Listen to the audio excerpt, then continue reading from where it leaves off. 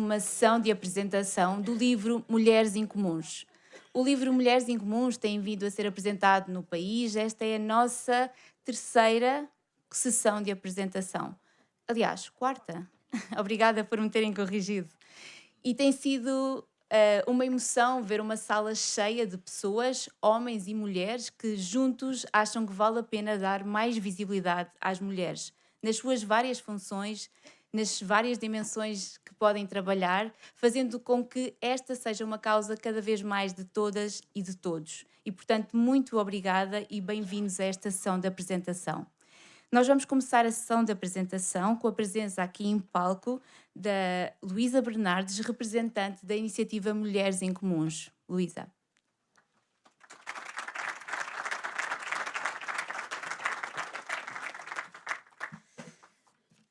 Boa tarde a todos. Excelentíssima Senhora Doutora Maria Amélia Cupertino de Miranda, Excelentíssima Senhora Doutora Lisa Ferreira, as nossas homenageadas de hoje, Excelentíssimo Senhor Doutor João Luís de Souza, do Grupo Editorial Vida Económica, Excelentíssimo Senhor Doutor Luís Marques Mendes, autor do prefácio do livro Mulheres Incomuns e moderador da nossa sessão de hoje, Excelentíssimas senhoras mulheres de referência, Maria Amélia e Lisa Ferreira, mas também a professora doutora Manuela Grazina na plateia e a doutora Conceição Zagal, que eu já vi está ali, que também são duas mulheres retratadas no livro e que estão hoje connosco aqui também para dar apoio à nossa celebração. Excelentíssimas senhoras autoras, hoje presentes temos Cristina Passas, já a vi aí na sala, Manuela Almeida Carvalho, Isabela Almeida Gomes, que vi para ali, Rita Pedro, Susana Castanheira e Vera Margarida Cunha, e também os excelentíssimos e excelentíssimas senhores autarcas e vereadores aqui dos municípios que estão aqui presentes, que agradecemos já a vossa presença. Excelentíssimas senhoras e excelentíssimos senhores, hoje estamos aqui para celebrar os percursos de vida inspiradores de duas mulheres extraordinárias. Luísa Ferreira, responsável do Programa Social do Instituto Banco Europeu de Investimento e pelo Social Innovation Tournament, que é uma referência no ecossistema de inovação europeu, e Maria Amélia Cupertino Miranda, presidente do Conselho de Administração desta fundação desde 1974 e, ao longo da sua vida, assumiu os mais diversos cargos relevantes, como vice-presidente da Casa da Música ou membro do primeiro Conselho de Curadores da Fundação da Universidade do Porto, entre outros cargos, e que atualmente é membro do Conselho Geral da Universidade do Porto e membro do Conselho Consultivo do Projeto Expresso Longevidade. Luísa Ferreira e Maria Amélia Cupertino Miranda são duas mulheres retratadas no livro Mulheres em Comuns. O livro Mulheres em Comuns é uma obra coletiva que reúne 12 histórias de vida de mulheres que se destacam na nossa sociedade nas mais diversas áreas de atuação, desde a economia social, na academia, em grandes organizações, na investigação, na política, em grandes empresas, e cada uma dessas mulheres foi descrita por outra mulher que aceitou o desafio de olhar para o seu percurso, aprender com ele e partilhá-lo numa reflexão pessoal. O livro Mulheres Incomuns marca também o arranque da comunidade Mulheres Incomuns. Esta comunidade tem uma visão criada por mim, pela Susana Castanheira e pela Vera Margarida Cunha, por um mundo onde todas as mulheres possam expressar livremente a sua singularidade. Nós acreditamos que todas as mulheres têm competências e talentos únicos que merecem ser reconhecidos e valorizados. Sabemos que a sociedade durante muitos anos impôs padrões limitantes às mulheres e nós estamos aqui para mudar essa realidade. Queremos criar um ambiente em que todas as mulheres se sintam livres para ser quem são e para correr atrás dos seus objetivos sem medo de julgamentos ou de discriminação. E por isso a comunidade Mulheres Incomuns é uma plataforma de inspiração para todas as mulheres que queiram seguir o seu caminho, que as leve à realização pessoal e profissional. Há boas notícias, a crescente presença das mulheres em cargos de gestão e da direção. As grandes multinacionais também já provaram que a valorização e a inclusão e a diversidade de género provaram que essas multinacionais se tornam mais inovadoras e mais lucrativas. No entanto, as mulheres continuam subrepresentadas e muitas vezes estão perto, mas não chegam ao topo do poder. Ou seja, são as vice-presidentes dos conselhos de administração, mas poucas vezes chegam a presidente. E podemos pensar em razões para a progressão lenta das mulheres na hierarquia. A discriminação nas promoções, a diferença salarial entre homens e mulheres, os deveres de cuidado que são tradicionalmente assegurados por mulheres, seja aos descendentes como também aos seus ascendentes, e muitas vezes presume-se que estas mulheres não estão disponíveis para cargos de liderança. Mas existem ainda outras razões que contribuem para esta realidade. Um estudo publicado este ano que conclui que o número de notícias nos órgãos de comunicação social sobre homens é 2,5 vezes superior ao número de notícias sobre mulheres. E as manchetes são maioritariamente sobre homens. É verdade. E quem nos diz isto é a empresa mundial Laurenti Cuenca. E porquê é que isto nos preocupa? Porque a imagem da mulher refletida nos órgãos de comunicação social impactam as gerações futuras. E está provado que a visibilidade do talento feminino é um acelerador de igualdade e tão importante para apresentar novas referências para as novas gerações e para promover modelos de sucesso e de liderança diferentes. Outra razão que pode contribuir para a subrepresentação das mulheres em cargos de liderança é a descoberta publicada pela Harvard Business Review de uma grande disparidade de género também na autopromoção. O que é que isto quer dizer? Que está provado que as mulheres tendem a ser muito relutantes em partilhar os seus próprios sucessos.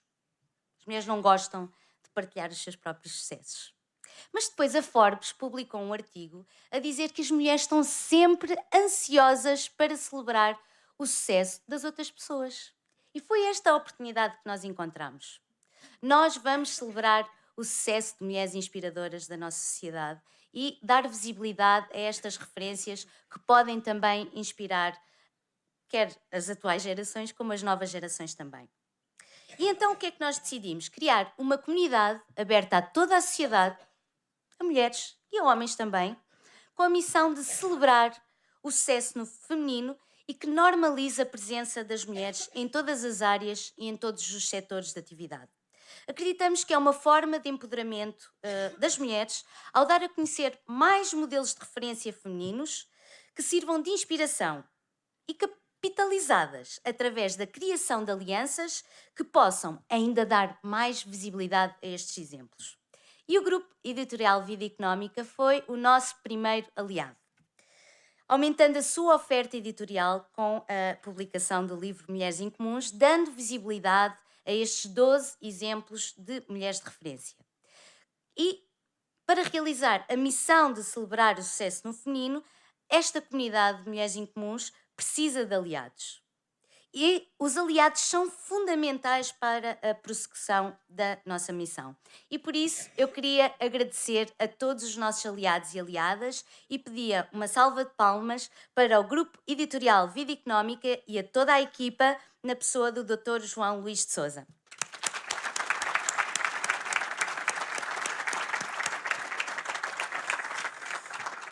À Fundação Dr. António Cupertino Miranda, na pessoa da Presidente do Conselho de Administração, Dra. Maria Amélia Cupertino Miranda, pela cedência graciosa deste magnífico espaço e toda a logística associada a este evento e ao cocktail que se seguirá depois. Uma salva de palmas. À comissão organizadora no Porto, Susana Castanheira, fundadora e autora desta comunidade, à Cristina Silva, ao Dr. Carlos Braga, aqui da Fundação, e ao Sérgio Marques, que vai participar mais à frente nesta nossa celebração. Queria também agradecer à empresa de comunicação Valquírias Consultores, que oferece os seus serviços à comunidade Mulheres Incomuns, nomeadamente no que toca às relações com os órgãos de comunicação social. Muito obrigada. Às autoras que aceitaram o desafio e cederam os seus direitos autorais à comunidade E hoje aqui presentes temos Cristina Passas, Isabel Almeida Gomes, eu própria, Manuela Almeida Carvalho, Rita Pedro, Susana Castanheira e Vera Margarida Cunha, e também às ausentes Ângela Santos, Ana Isabel Gonçalves dos Santos, Helena Moura, Catarina Mendes Martins e Wanda Narciso. Uma salva de palmas para elas. E agradecemos também às mulheres retratadas no livro Mulheres Incomuns por nos inspirarem e por também normalizarem a promoção do vosso sucesso e serem um exemplo a seguir nesse aspecto também, porque se as mulheres são relutantes em partilhar os seus sucessos, estas mulheres de referência confiaram em nós e deixaram-nos organizar estas celebrações e, portanto, é preciso coragem. Muito obrigada por isso também.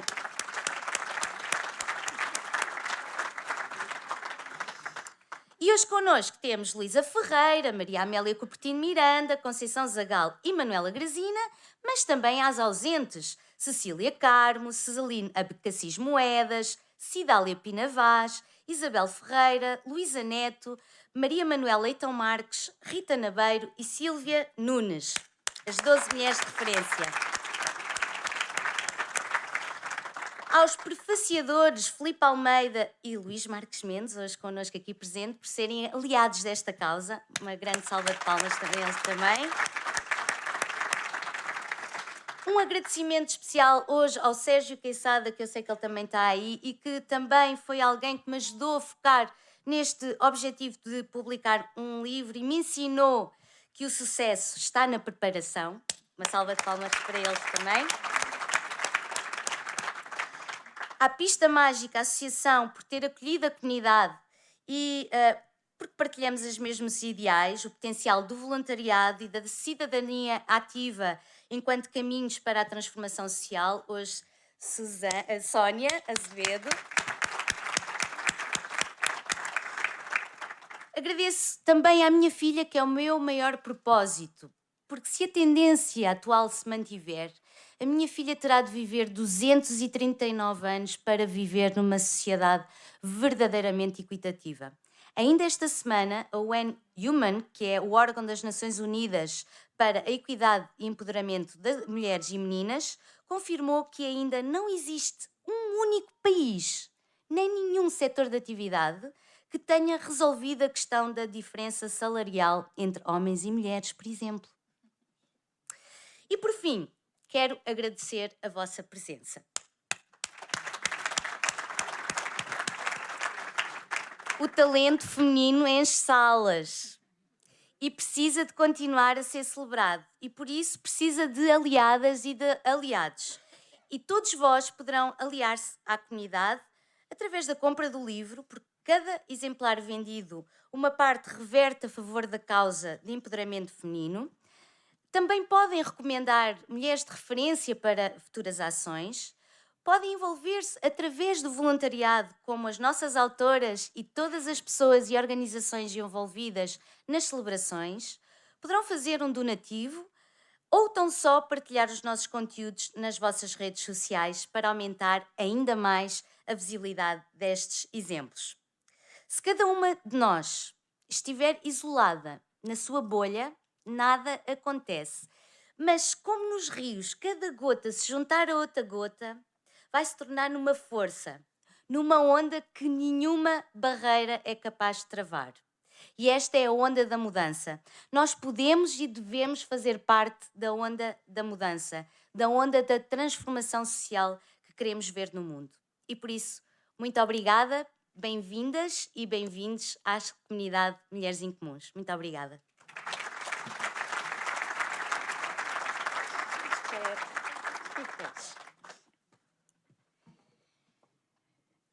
Depois desta tão poderosa apresentação pela Luísa, até quase fiquei sem saber o que dizer, mas recebemos agora nesta sessão de apresentação João Luís de Sousa, do Grupo Editorial Vida Económica.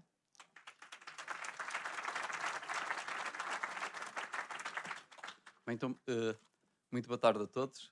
Começo por agradecer, felicitar a Luísa Bernardes e agradecer as referências tão simpáticas que fez, exageradas que fez à Vida Económica, mas agradecemos com todo o gosto. E gostava também de vos dar as boas-vindas, agradecendo muito a vossa presença neste início do ano e também fazer um agradecimento ao Dr. Luís Marques Mendes pelo valioso patrocínio que dá, não só este livro, já são vários livros que nos têm apoiado, e sendo uma pessoa sempre ocupada e solicitada, nós ficamos muito reconhecidos pelo seu gesto. Obviamente também felicito as homenageadas Luísa Ferreira e Maria Amélia Coupertino de Miranda, que também é uma maneira de hoje recordarmos a pessoa fantástica que foi António Coupertino de Miranda e a importância do seu legado para a sociedade, que continua viva através do trabalho da Fundação.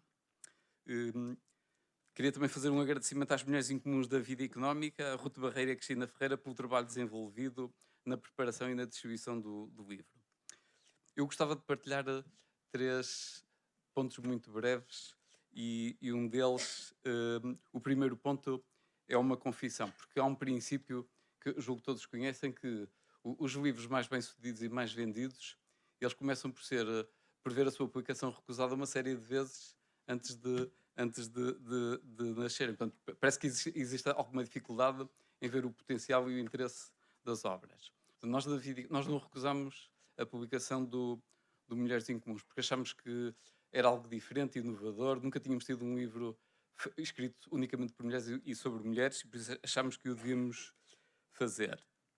E quando chegou a altura de fazer a primeira sessão de apresentação, a Luísa Bernardes ligou, era Bragança, e disse: olha, temos que planear tudo bem com cuidado, porque vamos lá ter 200 pessoas um sábado. Eu pensei, sábado, Bragança, à volta de um livro. Eu pensei, é um bocado de excesso de otimismo, porque as coisas não são assim tão fáceis. Mas o certo é que, quando chegou a sessão, tiveram lá 250 pessoas, com a ministra Ana Brunhosa, a secretária de Estado Isabel Ferreira.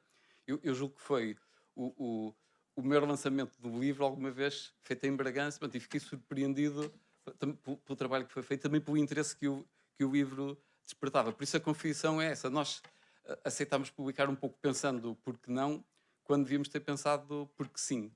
E vemos agora que existe, como a Luísa explicou, existe um grande potencial, porque há mais mulheres que podem ser retratadas, e também julgo que nós podemos até setorizar por áreas de atividade, porque há mulheres na educação, mulheres na saúde, mulheres na investigação, mulheres nas autarquias, mulheres na economia social, e acho que nós podemos ter outras iniciativas dando sequência àquilo que a Luísa referiu. Depois, o segundo ponto tem que ver com a missão. Pronto, que é uma questão mais séria, por isso eu vou-me socorrer mais aqui dos apontamentos. E porque nós podemos pensar que as carreiras das 12 mulheres que se devem à conjugação de uma série de circunstâncias favoráveis, desde a educação que receberam ainda em jovens, aos fatores quase fortuitos do dia-a-dia que influenciaram o seu sucesso ou insucesso.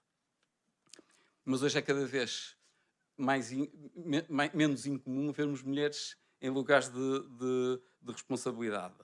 Mas isso acho que nós podemos concluir que a sua missão seja mais fácil, porque se compararmos com as gerações anteriores, onde o tempo das mulheres era essencialmente dedicado à casa e à família, hoje as mulheres elas têm um forte envolvimento na vida profissional, mas fazem isso por acumulação com a casa e com a família, que para muitas continua a ser o principal projeto e a principal empresa. E desse ponto de vista, a missão delas é muito mais difícil do que foram das mulheres das gerações que antecederam. E por isso eu acho que estas mulheres tiveram que responder às exigências crescentes das profissões e fizeram ao mesmo tempo em simultâneo a organização da família. E acho que aquilo que conseguiram fazer nunca se deveu às facilidades que encontraram, mas sim aos obstáculos e dificuldades que foram capazes de ultrapassar. Eu acho por isso que o percurso destas mulheres incomuns foi merecido e foi conquistado. A Indira Gandhi, que era outra mulher incomum, ela dizia: uma vida fácil é uma vida que não vale a pena ser vivida. Eu tenho o privilégio de ter vivido uma vida difícil. E parafraseando a Indira Gandhi, nós podemos dizer que as mulheres incomuns do nosso livro tiveram o privilégio de cumprir missões difíceis. Agora, o terceiro e último aspecto que também queria partilhar convosco tem que ver com a ambição. Perante a carreira destas mulheres incomuns, haverá quem possa pensar que a sua ascensão tenha sido feita em alguns momentos relegando para segundo plano outras pessoas com mérito e com valor. Mas também há quem pense de forma contrária. A Margaret Thatcher, que também foi uma mulher incomum, ela dizia: as pessoas tendem a ver o topo como um local apertado onde existe pouco espaço. mas para mim o topo é sempre o local mais amplo e onde existe muito espaço. E as mulheres incomuns do nosso livro ilustram bem esse pensamento de Margaret Thatcher. São mulheres gratas e muito do que fazem é feito por gratidão. E a sua gratidão manifesta-se em relação às organizações onde trabalham, aos colegas que as acompanham e ao país onde nasceram. Eu penso que se fossem egoístas, em vez de tomarem a iniciativa de fazer, elas limitavam-se a cruzar os braços ficando à espera que outros ou outras fizessem. E ao partilhar as suas experiências, como a Luísa referiu, estas mulheres tomam a iniciativa de abrir as portas para fora e não caem no erro de querer abrir as portas para dentro sobre si próprias. E com estas mulheres incomuns nós podemos aprender que uma pessoa egoísta dificilmente pode ser bem-sucedida e também é pouco provável que consiga ser feliz. Para além da gratidão, estas mulheres têm em comum o facto de trabalhar com paixão, dando muitas vezes o seu melhor sem se preocuparem com o que vão receber em troca. E com elas partilhamos a mesma ambição de divulgar o seu conhecimento, os seus valores e princípios e contribuir para que as mulheres incomuns possam ser cada vez mais comuns. E para concluir, gostava de vos deixar uma citação. Dizem que os tempos são maus, difíceis. Vivamos bem e os tempos tornar-se-ão bons. Os tempos somos nós, os tempos são o que nós formos. Portanto, esta reflexão não foi feita na semana passada, nem no passado recente. Mas apesar de ter sido escrita há mais de 1600 anos por Santo Agostinho, ela continua perfeitamente atual e mostra a nossa irrelevância no tempo, mas também a nossa responsabilidade. Por isso, às autoras do livro, às nossas homenageadas, às 12 mulheres incomuns, o nosso muito obrigado pelo que fazem, pelo exemplo que são e também pela esperança que nos transmitem. Muito obrigado.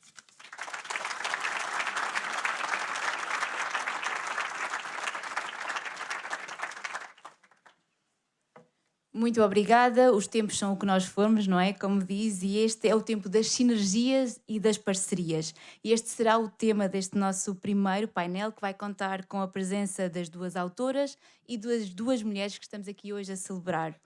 Eu iria apresentar as duas mulheres que vamos celebrar, mas elas, além de dispensarem apresentações, a Luísa já fez esse papel de apresentar quer a doutora Maria Amélia Coutinho de Miranda, quer a doutora Luísa Ferreira, e, portanto, eu vou-me permitir apresentar apenas as nossas duas autoras, a quem vou convidar a sentarem-se aqui assim que eu as chamar.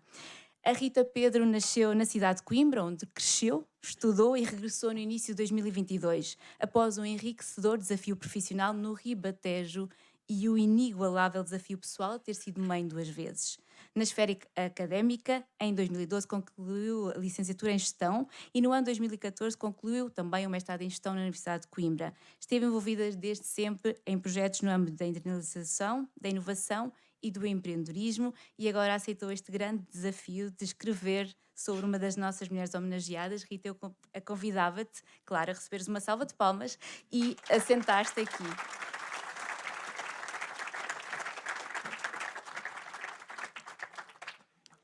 A outra autora e também cofundadora da Iniciativa Mulheres Incomuns é atualmente coordenadora de projetos na Fundação da Juventude.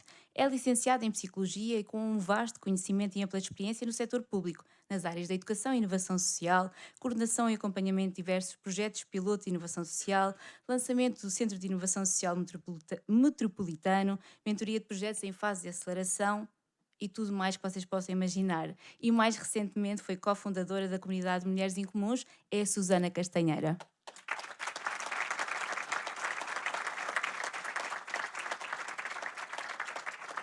Estas duas senhoras tiveram o privilégio e o imenso desafio e coragem de escrever sobre Luísa Ferreira, que é responsável pelo programa social do European Investment Bank Institute e é também responsável pelo desenvolvimento do Social Innovation Tournament, que é uma referência no ecossistema da inovação europeu.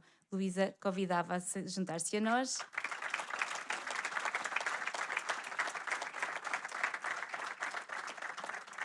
E não me atrevo a voltar a apresentar a nossa anfitriã de hoje, Maria Amélia Coutinho de Miranda, que tão bem nos recebe na sua casa. Convidava-a também a juntar-se aqui à nossa sessão.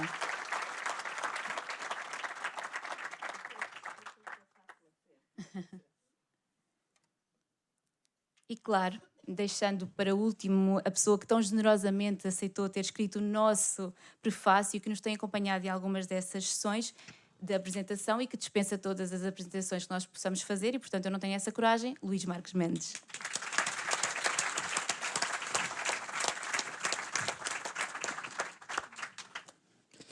Muito bem, muito gosto. Um gosto imenso ter esta belíssima sala, completamente cheia, muito bonito, parabéns a todos. Eu socorrendo-me nesta circunstância de ser moderador, e sendo muito breve, disseram-me que eu podia dizer umas brevíssimas palavrinhas, porque eu já fiz o prefácio, certo? Eu já estive na sessão, também a moderar na sessão de Lisboa, agora no Porto. Prometo que não haverá mais oportunidades para vos maçar com a minha presença. As pessoas até podem pensar, em função disto, que nós temos uma grande intimidade. A Luísa, a Susana ou a Vera. Não, eu não as conhecia de lado nenhum até há poucos meses. Não fazia a menor ideia. Foi no verão, através de um amigo comum que está lá, o Manuel Castro Almeida, que eu os conheci e que me envolvi, digamos assim, neste projeto. Eu devo dizer o seguinte: acho que, primeiro, esta causa é mais do que um livro. O vosso projeto é, de facto, um projeto de grande ambição. É um projeto de grande ambição. Agora foi o livro, mas antes já tinha outras vertentes e há de ter outros projetos no futuro. Portanto, isto é um projeto com grande ambição. E porquê é que isto é importante? Porque Portugal precisa muito de ambição. Nós precisamos muito de ambição. É no domínio da igualdade de género, mas é também no domínio da economia, é no plano social, é na educação. Nós precisamos de ambição. Precisamos de acreditar mais naquilo que fazemos. E, portanto, o vosso projeto é extraordinário. Segundo, é um projeto de presente, mas é sobretudo um projeto de futuro. Aqui a Luísa fez um grande discurso, há bocadinho. Não, é verdade, é justo reconhecer. E há uma coisa que eu queria, talvez aqui, complementar, acrescentar, porque não há nada a corrigir na sua intervenção. Há duas formas de olhar para a questão da igualdade de género, da participação das mulheres, da igualdade entre homens e mulheres. Há duas formas de olhar para esta matéria. É o copo meio cheio ou é o copo meio vazio?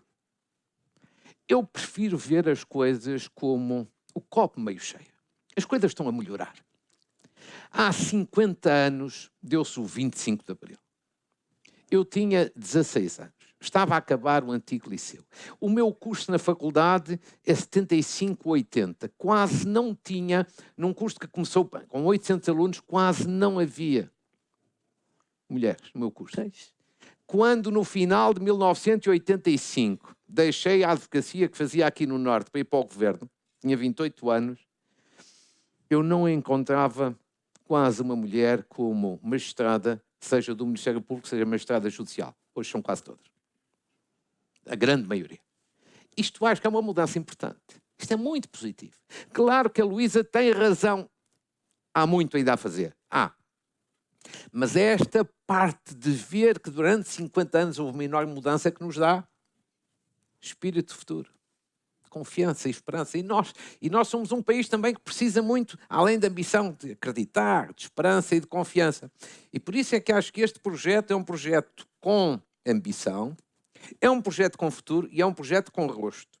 E eu queria aqui prestar uma vez mais a minha homenagem a estas três mulheres, à Luísa Bernardes, à Susana Castanheira e à Vera, que foram estas três mulheres que, abdicando do seu natural direito ao conforto, se uniram para lançar este grande projeto. O que elas estão a fazer e merecem uma grande homenagem é verdadeiro serviço público. Parabéns.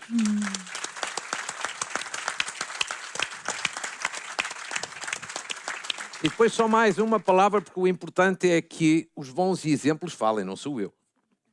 Mas, deixa-me só dizer, porquê é que eu sinto feliz no meio de uma coisa destas? Primeiro, Porque já não é a primeira vez, como eu explico no prefácio, que eu tenho este privilégio de estar entre mulheres extraordinárias.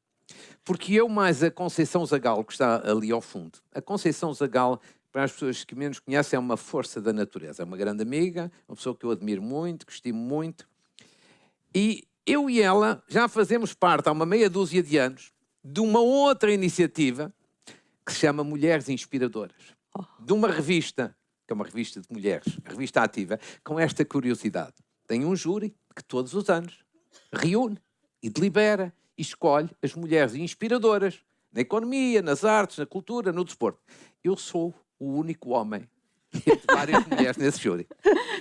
Com mulheres extraordinárias também. E, portanto, este já é o segundo privilégio. Espero haver um terceiro daqui a algum tempo. Não há duas sem três. Bem, e tudo aqui para dizer o quê? Porque é que eu acho que esta causa é importante? Agora, voltando um bocadinho à parte séria. Há variedíssimas razões e a Luísa, na sua magnífica intervenção, já deu aqui várias. Eu queria-vos dar o meu ponto de vista, porque é que eu acho importante pegar nestes excelentes exemplos e multiplicá-los. Primeiro, por uma razão de sensibilidade social. Não é que os homens não tenham sensibilidade social, mas as mulheres têm mais sensibilidade social. E nós precisamos muito de sensibilidade social na nossa sociedade. Ainda há muita injustiça. Ainda há muita assimetria. E a sensibilidade social que as mulheres têm ajuda muito, a todos os níveis de liderança. Segundo, numa coisa muito pouco falada. Combate à corrupção. As mulheres são, de um modo geral, quando estão em cargos de decisão, e não é na política, eu estou a falar nas empresas, na vida em geral, as mulheres são mais eficazes neste combate. Porque as mulheres, do meu ponto de vista, pela minha experiência, têm mais apego a valores ainda que os homens.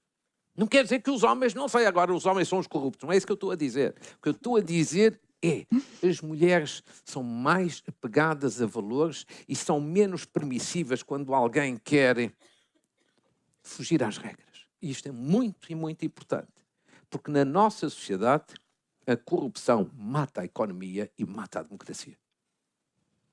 E depois, pela última razão, eu tenho sempre a mania de três, não é? Já disse duas razões, portanto aqui uma terceira, que é pensamento positivo. Nós precisamos muito de pensamento positivo na nossa sociedade. Porquê? Porque a vida já é tão difícil.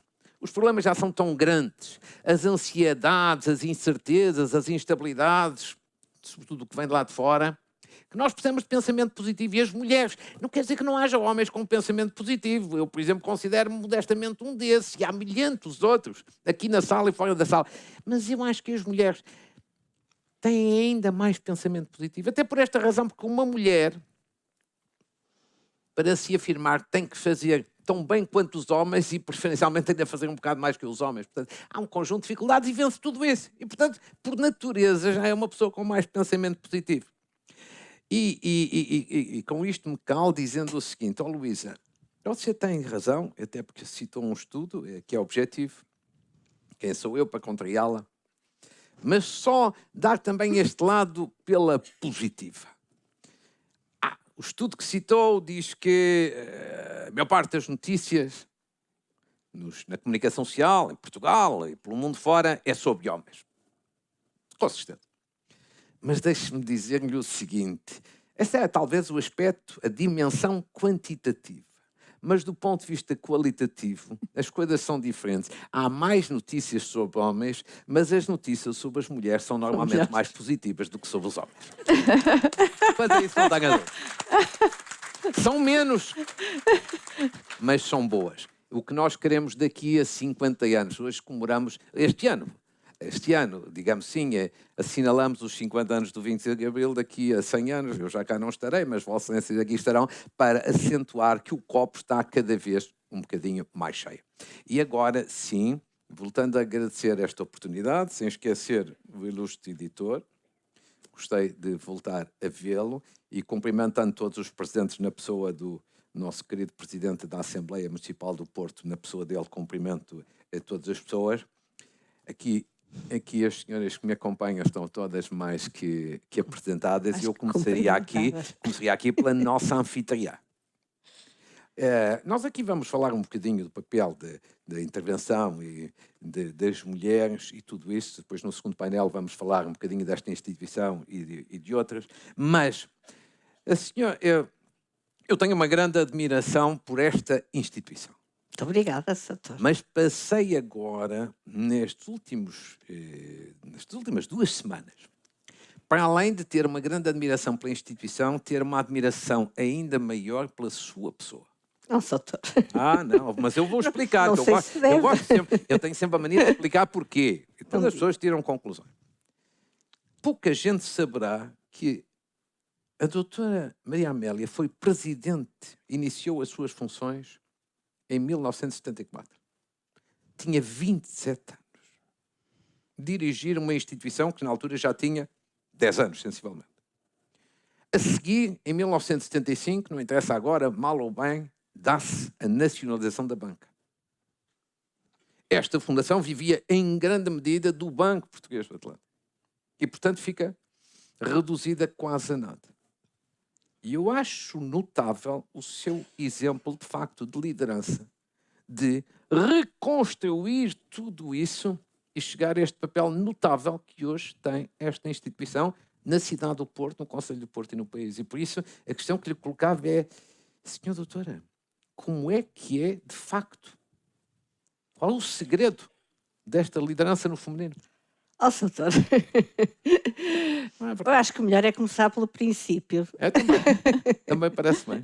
Olha, eu vou começar mesmo pelo princípio e fatalmente tenho que falar não de mulheres incomuns, mas de homens incomuns. Uhum. E se calhar, como tudo tem um princípio, vou começar por falar do Dr. António Coutinho de Miranda, que foi o instituidor desta fundação. O meu tio, António Coutinho de Miranda, era uma pessoa cultíssima, muito inteligente, muitíssimo mais velha do que eu. Eu nasci, de facto, com uma geração de atraso, em circunstâncias difíceis e especiais e tristes, porque o meu pai casou com a minha mãe não novo, tinha 50 anos. A minha mãe, quando eu nasci, ela morreu. No dia em que fazia anos, no dia em que eu nasci, e a minha mãe morreu. O meu pai ficou inconsolável e focou-se em mim. O foco do meu pai era eu e a minha educação.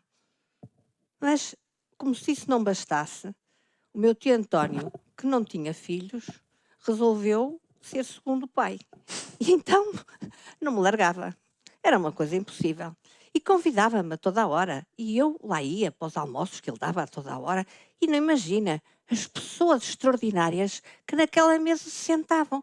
E eu, criatura, com 17, 18 anos, ficava esgaseada a ouvir as conversas fabulosas de pessoas extraordinárias. Era a professora Diana Moreira, era a professora Hernani Cidade, pessoas interessantíssimas. E eu olhava para aquilo e pensava assim, meu Deus, eu jamais conseguirei saber o que esta gente sabe. Mas o meu tio não se ficou por aí. Não, o meu tio era um aliado, como é que eu vou dizer? Sutil. E ele fez uma coisa que me marcou para a vida inteira e contra a qual eu lutei até mais não poder, imagine. O meu tio, a páginas tantas, eu queria ir para a universidade, isso é outro pormenor. Olhe, o meu tio é um homem avant la lettre, antes do seu tempo. O meu pai não me deixava, pela simples razão que eu tinha que ir para Coimbra, porque eu queria tirar as germânicas e não havia no Porto. E como o meu namorado, e agora meu querido marido, lá estava a estudar, o meu pai dizia, nem pensar. Coisa mais feia do mundo ir uma mulher para Coimbra e com o namorado lá. Pois o meu tio disse, não. Ele foi à minha casa de propósito, estou a vê-lo dizer, Mário, não pode quebrar as pernas à rapariga. Ela vai para Coimbra. E eu fui. Claro. Ambição. É isso. Ambição. Espere, doutor, que ainda vamos por aí. Bem, o meu tio, não só contente com isto, não me largava. E queria saber o que eu fazia, o que acontecia. O meu pai, não. Eu tirava boas notas, ele olhava para mim. Não fizeste mais que a tua obrigação. Com o meu pai, aprendi o cumprimento do dever antes de tudo e depois vinha o resto. Com o meu tio, eu aprendi a ir longe, a fazer o que eu não queria, o que eu não sonhava. E com o meu tio aprendi muitas coisas. É que a persistência e a resiliência eram essenciais. Uhum. Se alguma coisa corria mal, ele desvalorizava e estou a vê-lo. Amanhã é outro dia. Mas tinha o outro lado também, isto não eram só rosas. Não, era exigentíssimo, queria saber de tudo e no dia em que me formei, o meu tio sempre teve a preocupação, todas as conversas que eu referia estavam sempre à volta da fundação. O meu tio queria instituir outra palavra que o doutor falou há bocado, responsabilidade social. O meu tio era casado e não tinha filhos. E ele achava que devia devolver à sociedade aquilo que a sociedade lhe tinha dito. Ele trabalhou muito, emigrou para o Brasil, voltou e era de facto um grande acionista do Banco Português do Atlântico, que se chama assim exatamente porque o meu tio trabalhava no Brasil e o outro, o meu tio Artur, no Porto. Portanto, Banco Português do Atlântico, um cá, outro lá. E então o meu tio queria criar uma fundação. As múltiplas conversas que tinha com aquelas ilustres personagens que eu muito admirava giravam sempre à volta da importância do saber, da cultura, da criação da fundação.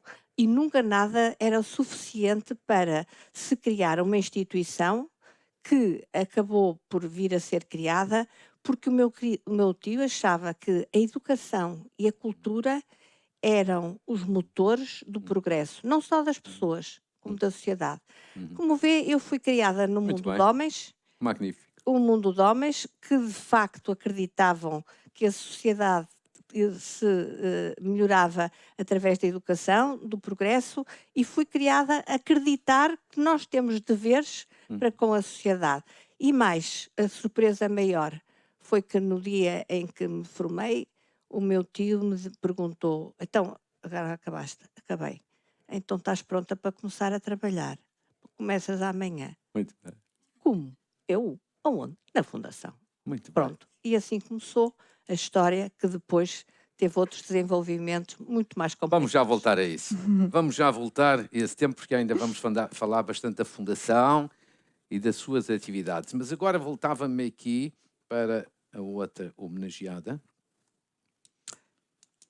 Esteja absolutamente tranquila. Já me disse ali que não gosta muito de falar em público. Portanto, vamos pôr completamente à vontade, sem problema nenhum, porque eu estive a ler li com atenção todas as partes do livro. Ok.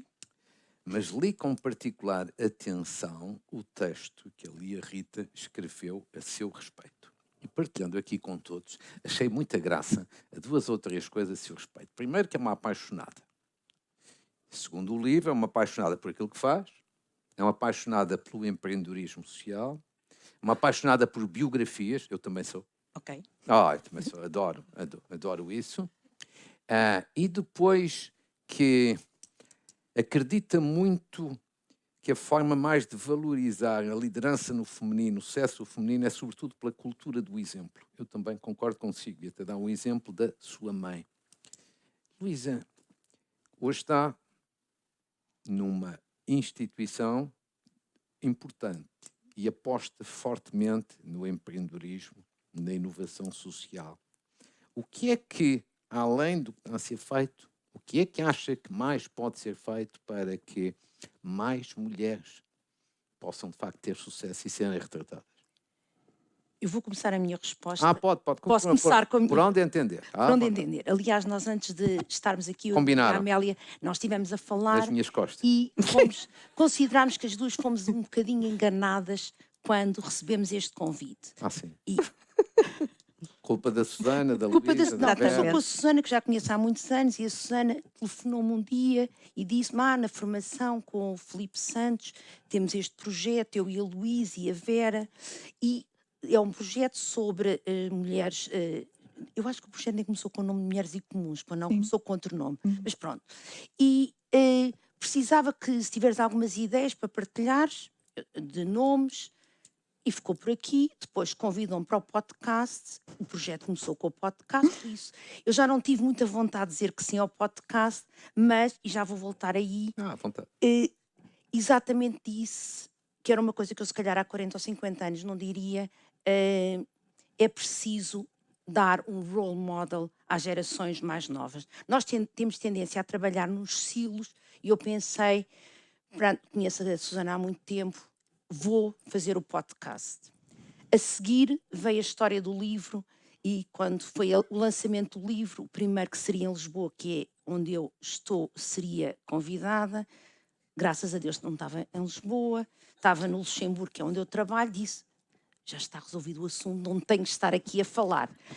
E há bocado, quando a Luísa disse na apresentação, as mulheres não gostam de celebrar o sucesso, eu acho que é muito mais grave que isso. As mulheres nem pensam que têm sucesso. Eu nunca ouvi nenhum homem dizer que não é competente, que não tem sucesso, que não pode fazer. E foi uma coisa que nos últimos 10 ou 15 anos, apesar de eu não gostar, acho que nós temos uma obrigação de inspirar as gerações mais novas. Somos mulheres incomuns, não somos. Tivemos um percurso não somos mulheres, fizemos alguma coisa de especial, não sei, deixa os outros a decidir. Mas temos a obrigação de inspirar as gerações mais novas exatamente para acelerar este processo. E quando... em relação ao empreendedorismo, isto é exatamente um projeto de empreendedorismo de inovação. Exatamente. Começou com um podcast. A Susana, a Vera e a Luísa identificaram um problema e resolveram que tinham que trabalhar sobre esse problema. Começou com o podcast, neste momento é o livro, e sei que daqui a uns anos vai ser muito mais do que isto, conhecendo as três, e é um verdadeiro projeto de inovação social. E trabalham com, como nós dizemos, o empreendedor tem o coração e a paixão para mudar o mundo. Muito bem. Paixão é sempre uma coisa muito boa. Oh, Rita, diga-me uma coisa, foi fácil ou difícil retratar aqui a nossa doutora Luísa? Explique lá. Foi fácil porque senti-me inspirada. Por isso foi nesse sentido. Está muito bem feito. Devo dizer que está muito bem Obrigada. feito. Mas explique lá. Foi fácil. Era impossível não responder ao desafio que foi lançado pela Luísa Bernardes para escrever, para participar neste livro incomum, não é? Porque na minha esfera pessoal, uma das minhas mulheres de referência tenho a sorte de ser a Luísa, por isso era impossível dizer que não. E aguardei pelo método, qual seria a mulher em comum que me calharia como referência, e no livro tentei retratar a inspiração que senti no podcast. Muito bem. Muito bem. É que eu acho que há um ponto aqui, assim, aqui importante sublinhar. Há 12 mulheres, digamos assim, retratadas, homenageadas, mas eu acho que as 12 autoras merecem também um sublinhado muito especial, porque são de um talento. Só lendo. Os meus amigos agora e amigas vão ler o livro, passem à frente a parte do prefácio. Não, um deles, porque há um outro do Filipe. O Filipe não está cá, para não? Pois Uma não. pena. O Filipe é um meu colega de prefácio encantador, vão gostar de ler também imensa a parte dele, mas tirando essa parte vão ver que há grande talento das homenageadas, estão duas aqui, e grande talento também das autoras. E é aí que queria também introduzir aqui a nossa Susana. A Susana é a grande responsável, foi a primeira pessoa que me ligou no mês de agosto, aqui a pedir para eu me envolver em nome de todas neste projeto. Susana, como você, com a Luísa e com a Vera são, digamos assim, o rosto deste grande projeto, mas é um grande projeto, e depois, no seu caso ainda, retratando aqui a nossa doutora Maria Amélia, o que é, digamos assim, um talento a dobrar. Diga-me uma coisa, como é que surgiu? Explica um bocadinho aqui às pessoas. Já soubemos um pouco como é que surgiu este projeto e o que é que vamos ter depois deste livro. Bem, Se puder, claro. claro. Se puder divulgar. Eu acho que já muito foi dito relativamente a como surgiu. A Luísa contou um bocadinho da nossa história. Eu, se calhar, aqui dava uma nota. Efetivamente, ela começou num sítio importante para discutir estes temas, que foi na academia. Nós estávamos a fazer uma formação em Lisboa com o Filipe Santos, e é na academia que muitas vezes surgem também os desafios, na perspectiva de tentar resolver situações que na nossa sociedade ainda não têm resolução, ainda não estão resolvidas. Nessa perspectiva foi muito interessante ter começado a academia olhando para a realidade e percebendo o que é que podemos fazer de diferente. Sobre a temática em particular, efetivamente a área do empreendedorismo e de inovação foi uma área que eu descobri em 2011, 2012 e que me fez todo sentido, porque eu estava na área metropolitana do Porto, a trabalhar na educação e na inovação social e na ação social, e eu pensei, eu da educação percebo, porque saí da faculdade e entrei, mergulhei nas escolas, na direção regional da educação, e portanto a educação percebo na área social o que fazer para além daquilo que era feito a nível dos municípios, que era tão bem feito. E percebi que a inovação social podia ter aqui uma porta aberta para fazer a transformação na sociedade. Portanto, isto voltando à academia, o projeto surge porque em discussões entre nós fomos tentando perceber qual era o nicho de mercado, onde é que poderíamos trabalhar e o que é que efetivamente ainda tem que ser feito para mudar. Volto à academia porquê? Muito quando falamos no empreendedorismo feminino, frequentemente tive várias pessoas à volta a dizerem-me: isso já é passado, isto já está mudado, isto já é igualdade, quer dizer, não vais por aí, porque por aí não vais conseguir fazer a diferença. Mas efetivamente, na investigação que fizemos em termos da academia, percebemos que ainda não. Aliás, este ano não, que já estamos em 2024, em 2023, o Prémio Nobel da Economia é atribuído a uma mulher, a uma investigadora, precisamente nesta área. E, portanto, quer dizer que ainda temos muito caminho a percorrer. Na nossa perspectiva, porque a celebração, porque a comunidade? E vou voltar àquilo que já foi dito aqui. Eu tenho a sorte e o privilégio de conhecer a doutora Maria Amélia, foi assim que nós combinamos. Combinamos assim. Há uns bons anos, deixem-me dizer por intermédio do Dr. Lino Ferreira que há um dia que na área metropolitana de Porto me diz: Susana, temos que falar com a doutora Maria Amélia Cupertino Miranda porque ela tem um projeto fantástico e que já está a ser desenvolvido no Porto e que nós temos que ver o que é que podemos fazer a partir daqui. Portanto, e agora vou fazer ainda aí outra ponta. Às vezes, para chegarmos a mulheres de referência e mulheres inspiradoras, também temos que ter homens inspiradores e homens que nos fazem chegar e que se aliam a nós e que nos permitem também abrir portas e abrir a nossa rede. Cuidado com a expressão, não é? Pois, eu estava-me a esquecer desta parte que eu conhecia agora. Está na moda, está na moda a questão das cunhas. Não. Mas aqui foi bastante importante porque me fez chegar à doutora Maria Amélia, e conhecer a força da natureza que é.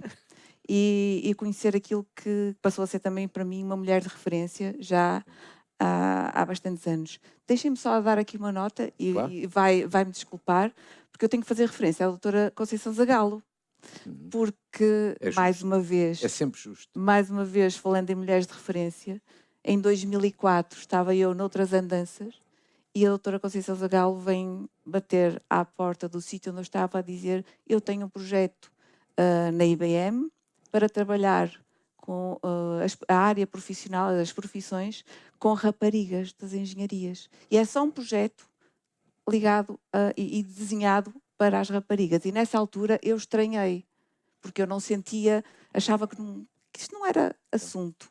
Daí até agora, e agora cada vez mais, e voltando ao que me perguntou, este é um assunto atual, este é um assunto de presente e é um assunto de futuro. Daí que para nós fazer sentido criar a comunidade, e é muito fácil, curiosamente, criar esta comunidade pela rede que vamos tendo de pessoas que nos inspiram e que há este exercício que eu comecei a fazer que não tinha feito antes deste projeto, que é quem me inspira e que pode inspirar outras e outros. E daqui chegamos à Luísa Ferreira, à Maria Manuel, à Maria Amélia, Também. à Conceição Zagalo e muitas outras mulheres. Muito bem, muito bem, muito bem. Vera, temos que terminar aqui este painel, mas continuamos no outro painel, certo? Eu tenho que cumprir as ordens que tenho da sua parte, sim. Mas terminando. Que as este mulheres lhe painel. deram. Não. Mas as duas vão continuar aqui comigo e vamos continuar agora a falar de duas importantes instituições. Mas quero agradecer muito à Susana, agradecer muito à Rita, também pelos seus contributos, e tenho a certeza que esta sala ficou ainda mais convicta depois de as ouvir do que quando aqui chegou. E nós Obrigado. também temos que agradecer. Obrigado. Nós também, porque eu quando... Nós também Sim. temos que Eu só agradecer, queria dizer à Luísa. Rita, porque quando eu recebi o capítulo do livro, pensei, tenho que dar comentários, mas costuma a abrir. Depois disse, fez um trabalho Notável. notável. Eu também, E também já acho. agora deixe-me dizer que a senhora doutora também é notável. Quer dizer, começou ali a fazer uma conversa à entrada de que não gostava de Não falar gosto em de falar, público. mas não gosto. Mas devo dizer que para quem não gosta, estamos muito bem. Mas uma coisa é não gostar, Vamos- outra coisa é não saber. Senhora doutora, estamos muito bem. Luísa. Ainda vamos ver noutros grandes voos. Mas sim, mas temos que agradecer, porque realmente estou com a Luísa, ela tem razão. Eu fui totalmente surpreendida quando li o que a Susana escreveu sobre mim. Porque ela diz só metade. Nós conhecemos há 527 anos. Com o Sim, Sr. sim. Torlino Ferreira também. A admiração é mútua. Eu conhecia lindamente. Nunca esperei que a Susana escrevesse tão bem e, sobretudo, que usasse óculos cor-de-rosa. Quando olha para mim. Eu, em homenagem à Susana, até me vesti de cor-de-rosa. Eu já disse aqui, as autoras merecem também uma grande homenagem. Na É pessoa verdade. da Rita, que Exatamente. escreveu lindamente, e da E a Susana, Susana? um cumprimento muito especial a todas as autoras que estão aqui e aquelas que não puderam vir. Muito obrigado. Parabéns. Espera, e agora? Podemos continuar. Ora, exatamente. Temos mais que diga-me só. 15 minutos. 15 minutos. ainda? Temos que ter, isto é como na televisão, tem que ser tudo muito sintético, meter o recio na tesga. Voltando aqui, senhora doutora Maria Amélia. E assim. Mas pode-me tratar por Maria bem. Amélia. Estamos num clima de Eu informalidade. posso, mas não Pode. é a mesma coisa. Está Mas bem, doutor. Então continuemos. agora, eu já disse que acho que a senhora é uma grande líder, um grande... Não. Podem estar. Porquê é que não ficam? Querem sair? Assim estamos. Pronto, ok. Pronto. Ok.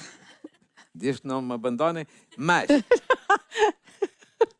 uma das coisas que é impressionante nesta instituição, agora voltando, o humor é útil, a parte séria também. Agora voltando à componente séria, uma das coisas que eu acho verdadeiro serviço público que esta instituição que lidera há 50 anos faz é toda a preocupação com a literacia financeira.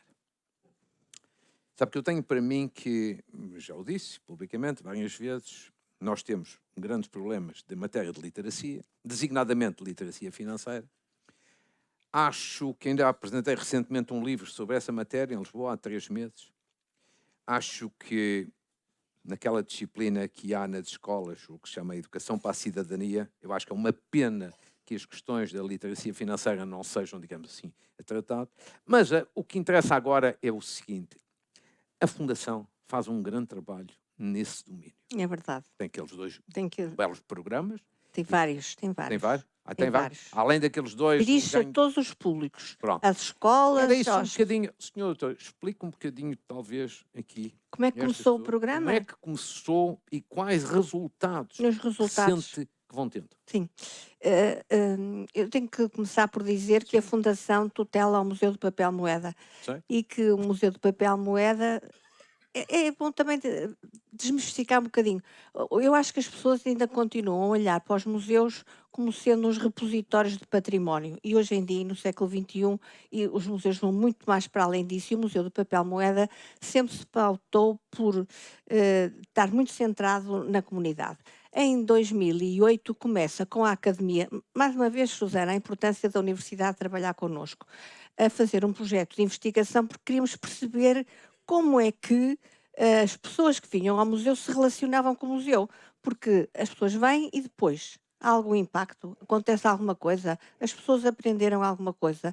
O museu tem que se preocupar com o impacto que tem na sociedade, porque o que o museu tem que fazer, aliás, o Museu do Papel Moeda possui extraordinárias coleções de papel fiduciário que só em si são um património, um testemunho do património incalculável que Portugal tem em matéria fiduciária. Mas isso não chega. É preciso que o museu ponha as coleções ao serviço das pessoas. Então, nós iniciamos com a Universidade um projeto de investigação em 2008 que se chamava A Territorialização do Novo Paradigma da Educação, porque nós achamos sempre que não só as coleções têm que estar ao serviço das pessoas, mas também que a articulação da educação formal que as pessoas recebem nas escolas tem de ser articulada com aquilo que se aprende nos museus. O doutor já viu como os museus ensinam? É extraordinário. As pessoas, os museus ensinam pela emoção, ensinam pela comunicação. É essencial o museu saber comunicar. E, portanto, nós preocupados com isso, quisemos perceber o que é que acontecia. Iniciamos com a professora Alice Medo, da Universidade do Porto, um projeto de investigação nas escolas aqui à volta do museu. E sabe o que é que descobrimos? Uhum. Olha, não havia dinheiro. E pior que isso, as pessoas não sabiam geri-lo. E os que sabiam, achavam que sabiam e não sabiam, que ainda era pior. Claro. Meu Deus, então em 2010 o Banco de Portugal, surpreendentemente, lança um inquérito à literacia portuguesa dos financeiros portugueses. Claro. E o doutor sabe o que aconteceu? Veio ratificar aquilo que nós tínhamos descoberto um ano antes. Claro que o Banco de Portugal veio ter connosco e disse: doutora Maria Amélia, temos que lançar uma estratégia nacional de literacia financeira. Vamos a isso. Então passei o meu tempo a correr para Lisboa.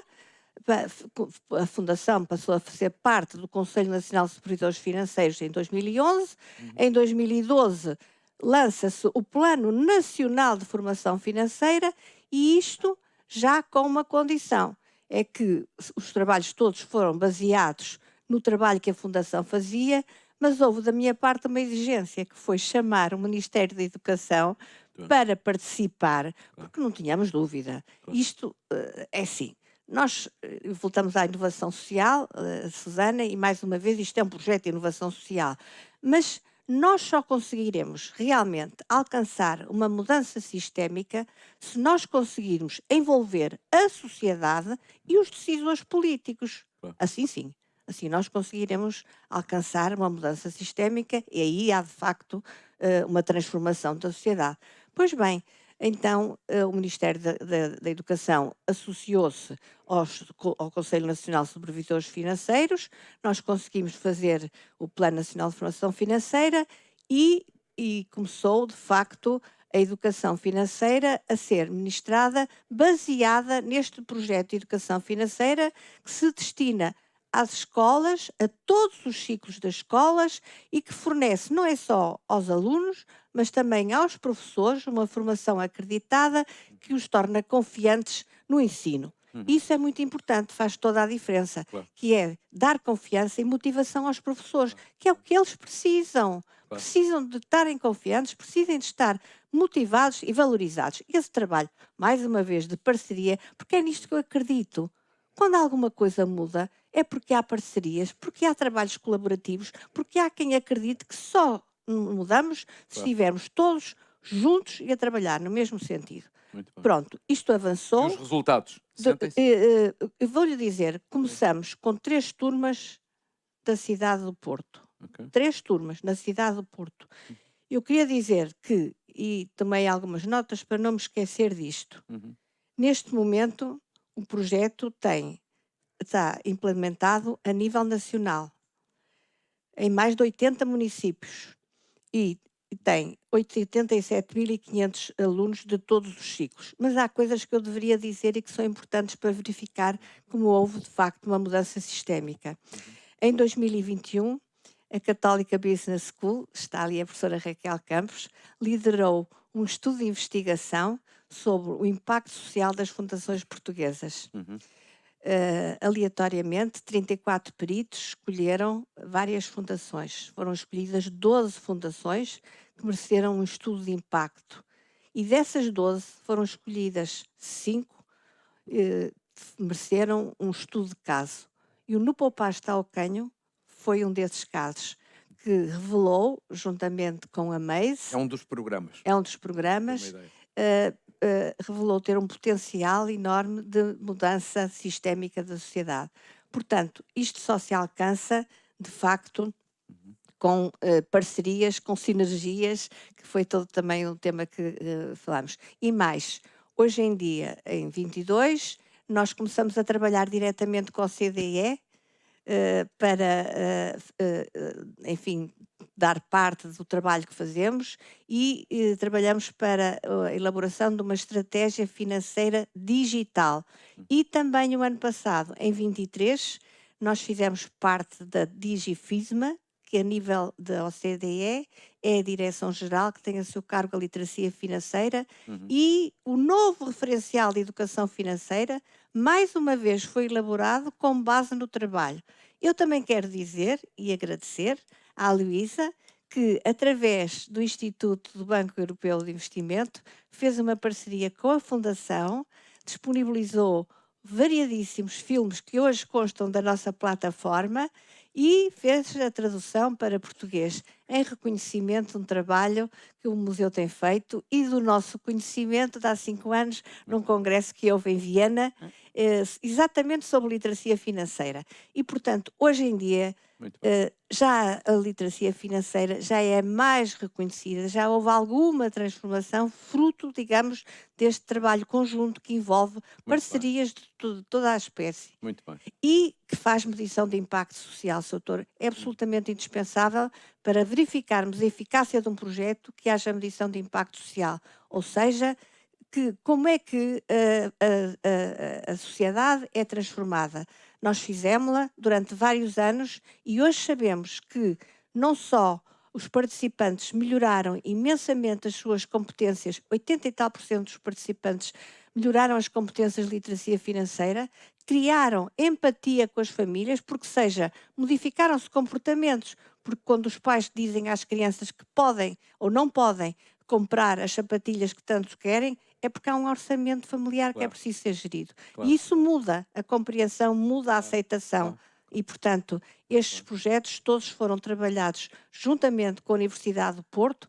Está aqui também o professor Rui Seródio, que fez a medição de impacto social e que, de facto, veio comprovar a melhoria não só das competências de literacia financeira, como também de aumento de nota a matemática. Muito A bem. educação financeira tem também esse impacto. Muito bem. Muito bem. Muito bem. Muitos parabéns, porque essa é uma área essencialíssima. Essencialíssima. Isto é um bocadinho a prova como é que uma instituição particular, privada, pode fazer, de facto, serviço público. Sim. E é nessa lógica que acabava de dizer, com parcerias com várias instituições. E agora virava-me aqui para a Luísa. Luísa, o BEI, toda a gente sabe o que é o BEI. O Banco Europeu. Não, isso sabe, todos nós sabemos basicamente o que é o BEI. E a área em que está inserido o Instituto ligado ao BEI e toda esta aposta que faz na inovação, no empreendedorismo social,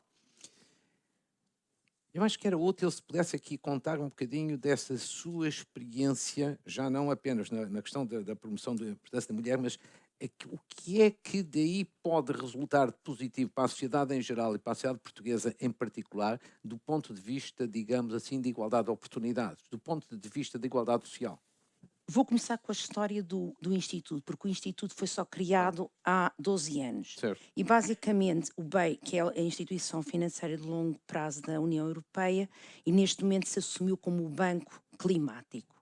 E o que aconteceu é que nós tínhamos várias atividades avulsas que não eram parte core do banco e há 12 anos, há 14 anos, houve a estratégia de dizer vamos criar uma fundação que é chamada Instituto, não temos o endowment, mas trabalhamos com uma fundação e a ideia foi primeiro amalgamar todas as atividades que já tínhamos dentro do banco para explorar sinergias, por isso é que temos um programa de artes que trabalha com a nossa coleção de artes, temos um programa de conhecimento que trabalha com a relação com as universidades e com a parte de investigação, e na parte social só tínhamos basicamente um programa de doações muito pequeno e restrito.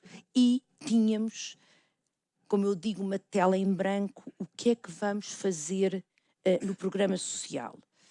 Houve várias coisas que fizemos, aliás, continuamos a fazer, e por isso é que trabalhamos com a Fundação Cupertino de Miranda na área da Educação financeira. da literacia financeira, trabalhámos também na área da microfinança, porque houve sempre o objetivo de trabalhar em áreas que são as áreas também do banco, que é a parte do clima, a parte da inovação. E uma das coisas que nós pensámos fazer, que evoluiu bastante, foi porque não há tantos problemas para serem resolvidos. Nessa altura ainda não se falava em inovação social muito, não se falava em economia de impacto, não se falava em empreendedorismo social, não era parte do vocabulário. Podíamos fazer alguma coisa, uma competição ao nível europeu, escolher os melhores projetos que um dia mais tarde se tornarão parte da pipeline do banco ou do fundo que nós vamos investir. E por isso é que nós começámos com o torneio de inovação social, que mudou bastante no decorrer dos 12 anos, mas a ideia foi sempre quais é que são os grandes problemas e escolher ideias inovadoras que depois nós podemos apoiar e fazê-las crescer. E quando nós falamos em problemas, os problemas, muitas vezes, como eu digo, o Sr. Doutor falava no copo está meio vazio, no copo está meio cheio, eu até gosto de dizer mais, quando se trabalha com empreendedores sociais, que estão aqui alguns na sala, o copo não está nem meio vazio nem meio cheio, pode-se continuar sempre a encher, que ainda é mais positivo. Claro. E é isso que são os empreendedores sociais. E, por exemplo, eu vejo aqui alguns dos nossos colegas que são da rede do SIT Alumni, e os problemas são tantos que nós pensámos que seria realmente a maneira de trabalhar com esses problemas. Por isso nós temos projetos na área da educação, temos projetos da rede, não são projetos nossos, são projetos que nós apoiámos e que foram finalistas ou vencedores. Temos projetos na área da saúde, na área do ambiente, e quando falamos na parte feminina ou na parte do género, temos todas as outras inclusões que é preciso trabalhar e que na nossa seleção de projetos fazem parte da nossa rede. Muito bom, muito bom. Gostei de saber. Julgo que todos gostamos de saber. Temos que terminar aqui. Eu queria dizer só, que termina aqui o meu papel, dizer o seguinte: é um privilégio estar com estas duas mulheres absolutamente notáveis, porque são notáveis naquilo que fazem e também são notáveis a comunicar. São duas belíssimas comunicadoras. Não é? E fomos apresentadas por quem? Pela Susana Castanheira. É verdade, Antes, a Inês e a verdade, Joana. é verdade. Fui apresentada antes à Inês e à Joana. E A sabe Susana que- disse-me assim: Luísa, tens de conhecer a Inês e a Joana. Está a ver? E também, 2 anos e antes. também foi a Susana que me meteu a mim nesta aventura quando em agosto me telefonou Por isso. desafiar para fazer o prefácio. Eu pensei que era só o prefácio, já tive em 2 sessões, mas eu devo dizer que gostei muito. Eu agora já não vou participar nas outras sessões, mas eu queria dizer assim, não pensei que estou a oferecer-me, não, já. Mas queria dizer o seguinte, eu não conhecia, de facto, estou-me a repetir, mas eu não conhecia a Luísa, eu não conhecia a Susana, não conhecia a Vera, e hoje em dia tenho uma enorme estima pelas 3. Acho que este projeto, que começou antes do livro, que teve agora uma grande visibilidade com o livro e que vai continuar com outros projetos, é um grande projeto e por isso eu volto a felicitá-las. Tenho a certeza que com a sessão que houve, por exemplo, em Lisboa, que foi também muito interessante, com esta sessão hoje, acho que este conjunto grande de pessoas aqui, agora estou a falar no masculino, ficam ainda mais aliadas desta causa. Porque reparem o seguinte, nós no meio disto eu gosto de brincar porque às vezes a brincar se dizem coisas muito sérias. Mas, por exemplo, há uma questão nesta matéria que aqui discutimos, mas numa outra perspectiva já abordada pela Luísa, que é uma coisa que não pode acontecer, que é a desigualdade salarial entre homens e mulheres. Quer dizer, essa é das coisas mais indignas que uma sociedade pode ter. Porque estamos a falar da mesma função, da mesma capacidade, dos mesmos objetivos e tudo isso, menos salários diferentes. Quer dizer, pode haver, digamos assim, diferenças em função do mérito, da capacidade na nossa sociedade. Agora, não pode haver do ponto de vista salarial, era o que faltava. Sim. E esta é uma causa que 50 anos depois do 25 de Abril ainda não está totalmente ganha. Está na lei.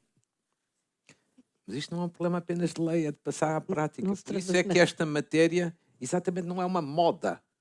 Esta questão da igualdade de género, nas suas diversas modalidades, vertentes, não é uma moda. E por isso é que as três estão de parabéns por este projeto.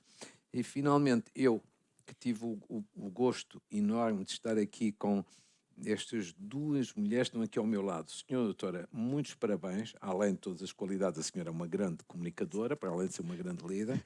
A Luísa, eu só conheci pelo livro, não conhecia antes e agora pessoalmente, mas gostei muito também de a conhecer e, portanto, tenho a certeza que partilharão comigo um bocadinho esta conclusão. Bom, foi um bom fim de tarde que passamos aqui na Fundação, isso é sempre bom, aqui está na Fundação, mas com esta bonita causa e, portanto, num início de ano ainda é tempo para dizer bom ano para todos. Foi um prazer enorme. Muito obrigada. Muito obrigada.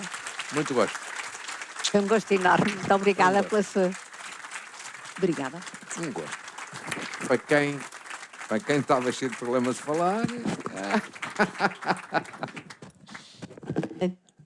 Vamos sentar ainda? Ah, não, ou passamos para ali? Acho que sim. Acho que sim, por ali. Muito obrigada uma vez mais por ter estado connosco. O prefácio do Dr. Luís Marques Mendes vão ter a oportunidade de ler.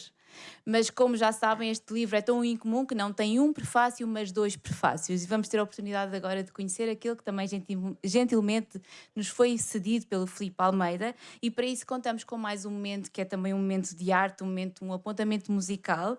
E que passará pela leitura do prefácio pela Cristina Silva, que vai ser também acompanhado por uma improvisação musical que nos vai ser trazida pelo Sérgio Queiçada e que será o momento que encerrará esta nossa sessão de hoje. Bem-vindos ambos e estamos ansiosos por ouvir-vos na versão lida e na versão tocada.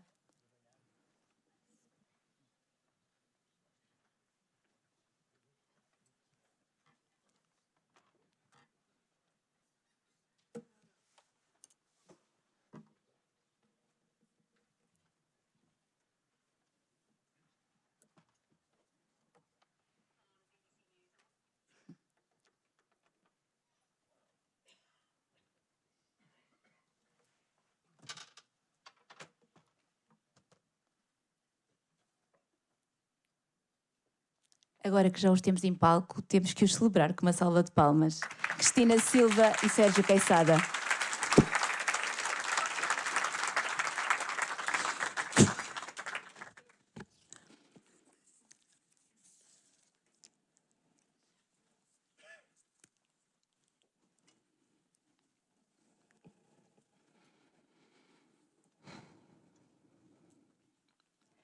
A mulher, não me canso de a exaltar.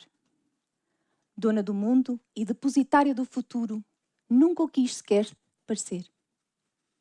Gentilmente, deixou essa presunção ao pobre companheiro que, depois de tantos milénios de convívio, continua a revolucionar os tempos, sem perceber que é ela o cordão umbilical da história.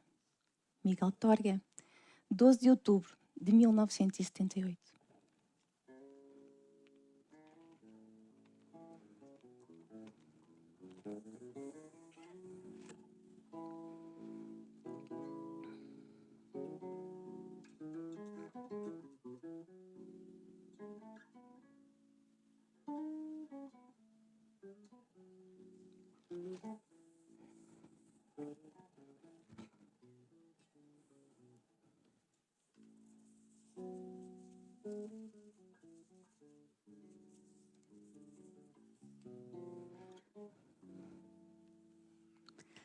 Há pessoas que passam pela vida como vendavais.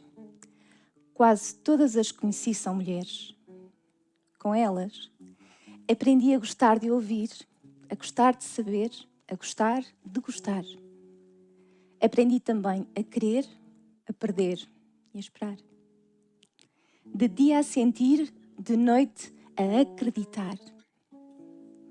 sempre que possível a sorrir, sempre que necessário a sonhar. Aprendi que o essencial é invisível, que o amor tem asas de ouro e que o tempo é talvez uma ilusão.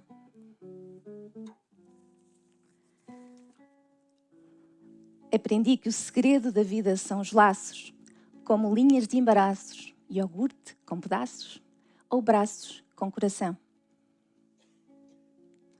Aprendi a procurar na poeira e nos cansaços as pepitas do que fui e posso ser. Aprendi a ver, aprendi a olhar. Aprendi que vale a pena cantarolar e que no avesso das noites de chorar há sempre um estremunhado, entrelaçado amanhecer. Aprendi que o ódio é um ângulo reto, que o amor é discreto e que o cheiro da casa nunca envelhece. Aprendi que o silêncio também é vontade, que a escuridão é verdade, que a solidão anoitece e que a palavra brilha mais do que parece. Aprendi que a liberdade está em mim, no lugar de onde vim, no areal para onde vou, na coragem de dizer sim, na dúvida de dizer sou. Aprendi a não ter medo, a confiar no segredo que não sei, a fingir que não há perigo, a ser jangada e ser abrigo, e a dizer, está tudo bem. Aprendi a correr e a parar, a prender sonhos ao chão e a flutuar.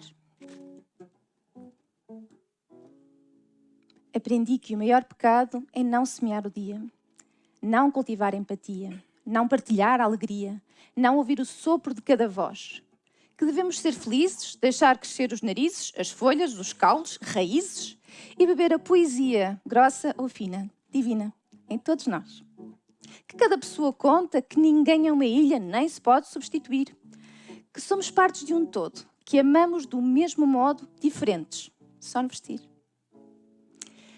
E por isso dedico estes versos às mulheres desconhecidas, às mulheres ignoradas, às fadas que sacodem do gênio o pó, à princesa Caroline, à Miss Taylor sublime, à Claudel de Rodin, à Sofia de Tolstói, à minha avó.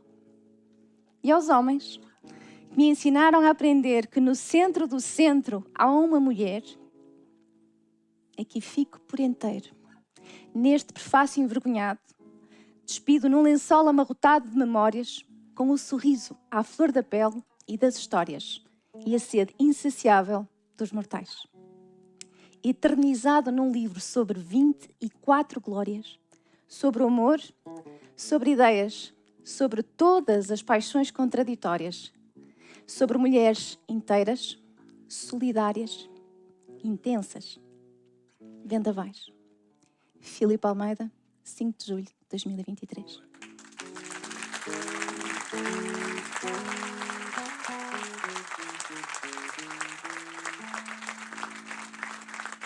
Sérgio Marques, baixista.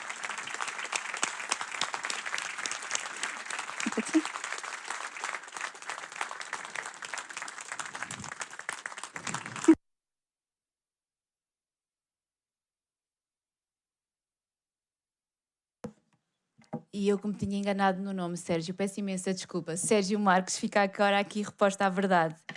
Que forma tão entrenecedora e perfeita de terminar este final de tarde. Estamos aqui, sim, como vendavais, mas principalmente com pessoas que querem fazer a mudança e que acham que a mudança se faz pelas parcerias que construímos. Muito obrigado a todos e a todas. Bem-vindos a esta iniciativa Mulheres Incomuns e cá estaremos para mais momentos de celebração, que é isso que se pretende aqui, hoje e todos os dias. Muito obrigada e boa tarde.